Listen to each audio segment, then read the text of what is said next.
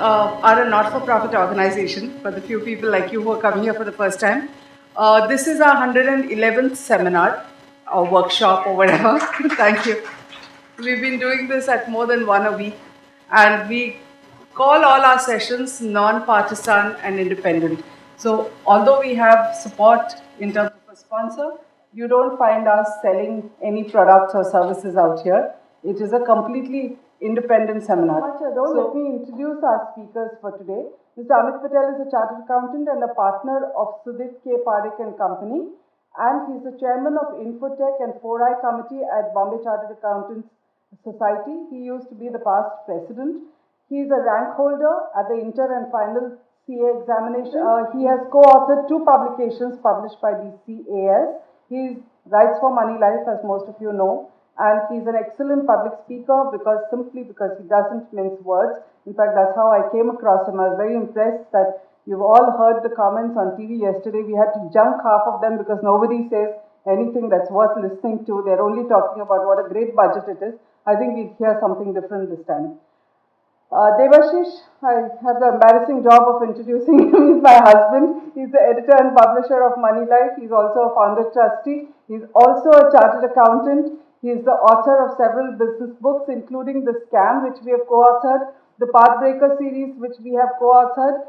He has also written 4 other books, which are available here at a discount. He is a columnist with various publications throughout his 25 years in journalism. But at the moment, apart from Moneylife, he also writes a column for Business Standard. He was on the task force of SEBI for the creation of the Indonex market for smaller companies. He was also on the Mutual Fund Advisory Committee.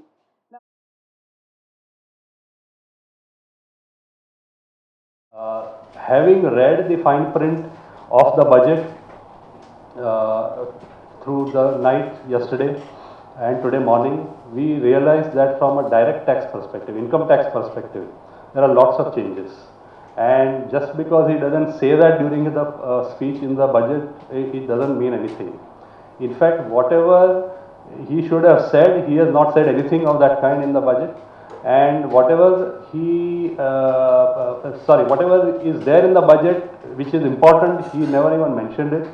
And what he has mentioned, for example, he mentioned about a deduction of up to, for 50,000 paid into some Rajiv Gandhi, some scheme. That is not even there in the budget, actually. So I would like to deal basically with the income tax provisions in the finance bill. I am not an expert on indirect tax.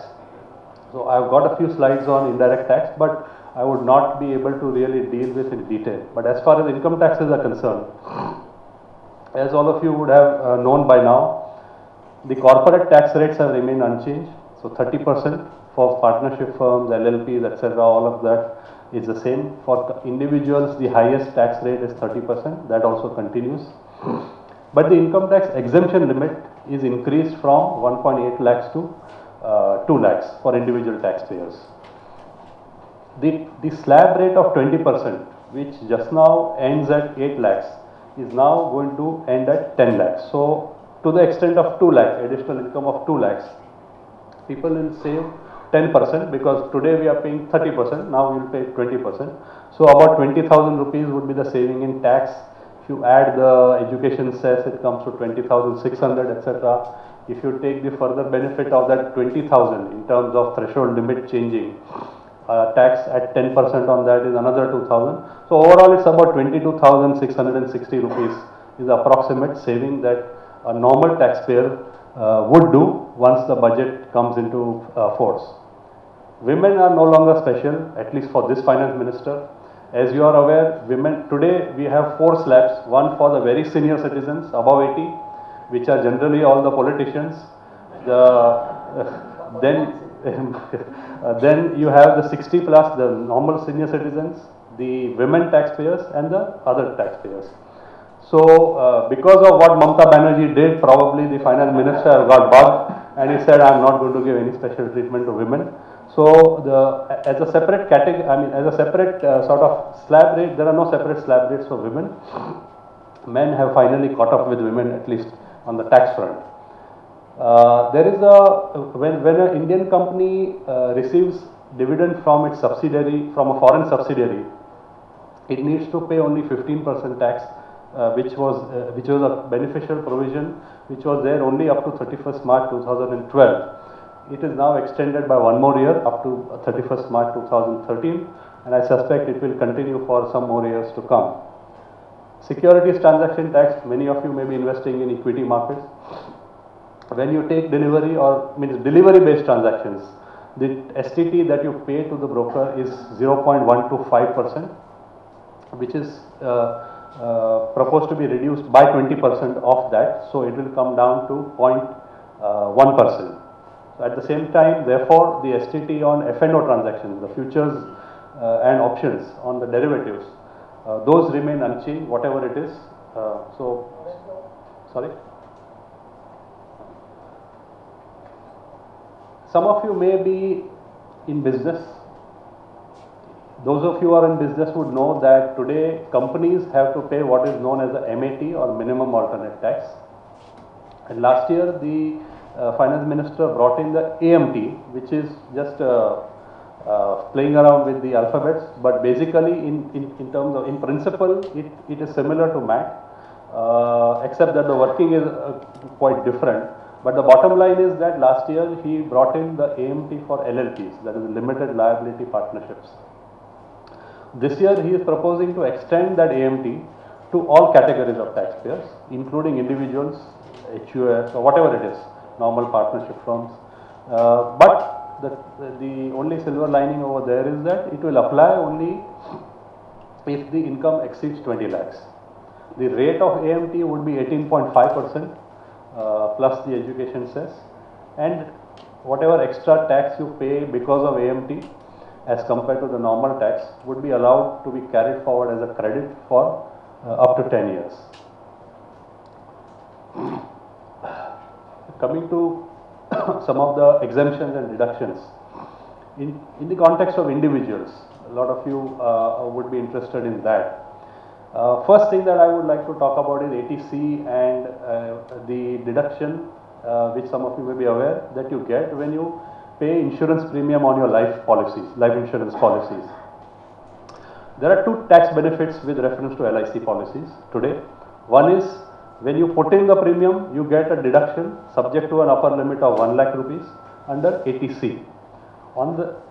At the same time, when you get back the money after whatever years, when the policy is matured, and you get the money with including bonus accrued on that, that whole amount is not taxed in your hand, it is exempt in your hand under section 10, subsection 10B. That is the existing provision. The existing provision also states that both these benefits are available only in those LIC policies, those life insurance policies, where the premium, the annual premium does not exceed 20% of the sum assured. So just to give a very simple example, if you take a policy of say 1 lakh rupees coverage and you are paying insurance premium on that, as long today as if your premium does not exceed 20,000 rupees per annum, you get both the benefits. You get ATC, you get 1010D when you get back the money. In the budget, he is trying to reduce that 20% to 10%. So in the same example, 1 lakh policy, if the premium exceeds 10,000, then you have a problem. You will not get ATC, you will not get the exemption under 10D. So this is a bad one. It will affect the policy holders in respect of some of the, some either single premium policy or the larger fancy products that are there. So this one needs to be careful about. 80D. You would be aware that when you pay mediclaim premium on the health of yourself or your family members, you get deduction under section 80D. That deduction continues, but that deduction today is with reference only to the mediclaim premium that you pay, and the mediclaim policy basically covers only hospitalization. So if you just fall sick and you stay at home and you incur some expenses on medication, you don't get any, the mediclaim policy doesn't cover that up. So those kind of expenses were going sort of, unattended. So to help the taxpayers in this regard, he has proposed that if you incur any expenses for preventive health check, then that expense will also be allowed as a deduction under the same section 80D, but there is an upper limit of 5,000 rupees. My reading of the section of the amendment is that 5,000 forms part of the overall limit of 15,000, and in the case of senior citizen the limit is 20,000. So 5,000 is part of that. If it is increased, if it is an additional benefit, then it would be good. But right now this is the position as it stands. And for this purpose, the senior citizen has presently means a person who is more than 65 years of age. That is now proposed to be brought down to 60. So that is good, because generally the senior citizen definition has remained different under different laws, even in income tax is different for different purposes.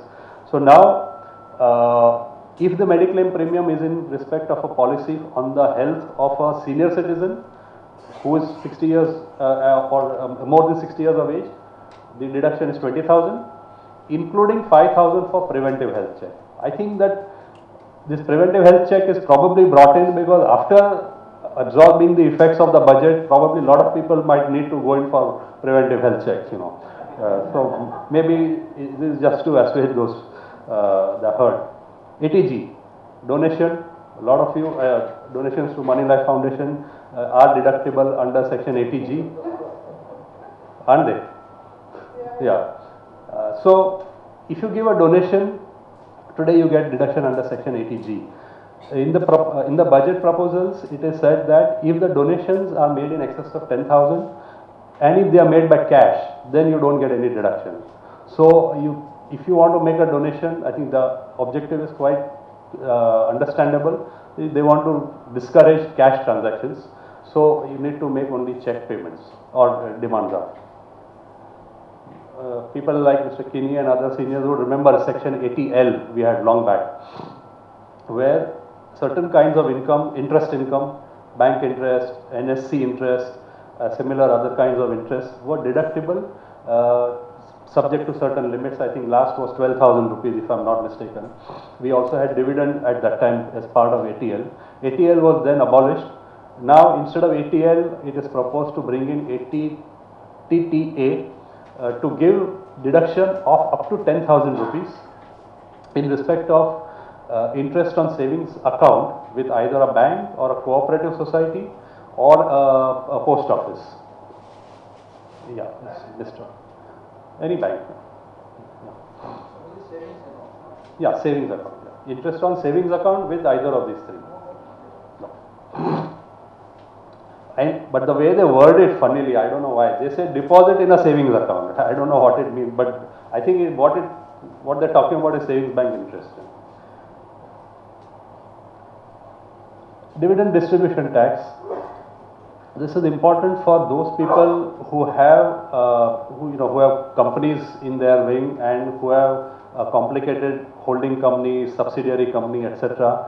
What was happening was that when a subsidiary company declared dividend and paid the dividend to the holding company, it had to pay dividend distribution tax, which is okay. That system continues.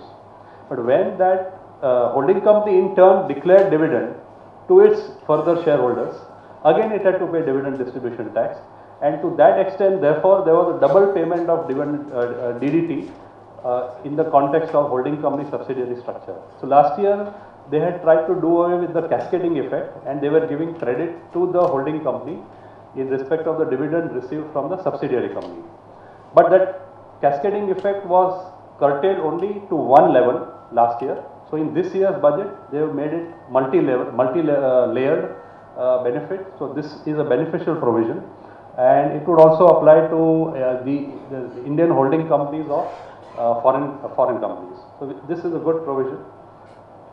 Another interesting addition to the Income Tax Act is a new section 54GB. Those of you who are familiar with the capital gains provision would know that you have a whole series of sections 54, F, EC, etc. etc. So today, if you earn long-term capital gains on the sale of a residential house property, you have three options. One is to invest in 54 EC bonds and save some tax. The other is to invest in another residential house property and save tax. And third is to forget about any exemption and pay the tax.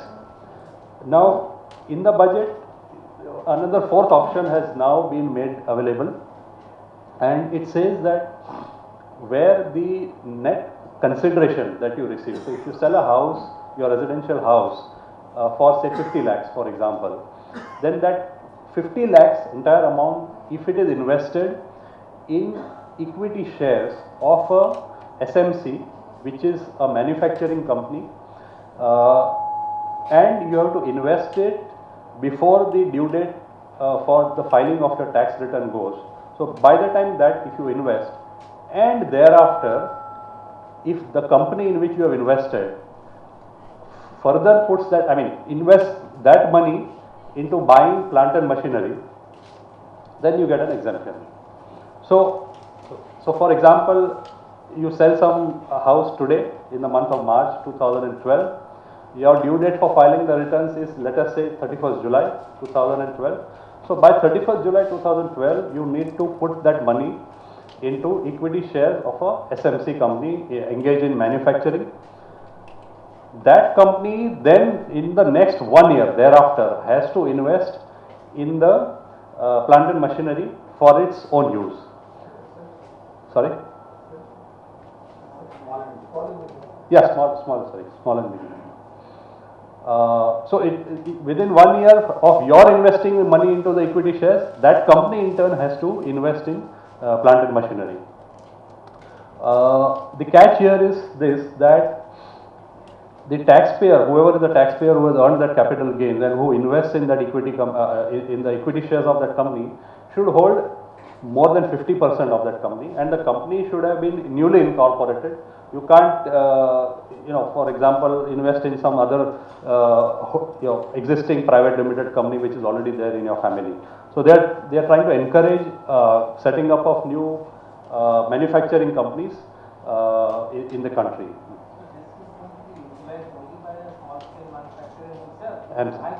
Absolutely. No, yeah, absolutely. Yeah. That's right. Yes, that's right. Yeah. That's right. Yeah. So it's like this, that it's actually it is the other way around. I would say that a guy who wants to get into business and he's got an extra flat somewhere, he will be looking at selling the flat and starting a business. He will be at an advantage because he will get a tax exemption, instead of. So otherwise, what was happening was, if this was not there, he would have had to pay tax first and then invest the balance amount here. So that.